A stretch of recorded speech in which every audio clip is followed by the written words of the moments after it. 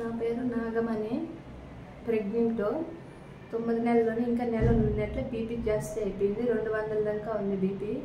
కదిరంత hospital తిరిగొచ్చినాము, ఎవరు చేర్చుకోలేదు. Government హాస్పిటల్కి పోయినాము, డబ్బులు కడతామని వాళ్ళు చేయలేదు, పంపించేశారు. రేణుకా మేడం హాస్పిటల్కి వచ్చాము. అనుష్క మేడం సిజరింగ్ చేసింది. పిల్లల doctor sir, Sai sir, Bhaskar sir అంతా సహాయం చేశారు. తల్లి బిడ్డని ఇంటికి క్షేమంగా పంపించారు. ఐసీ రూమ్లో పెట్టుకున్నారు 5 రోజులు.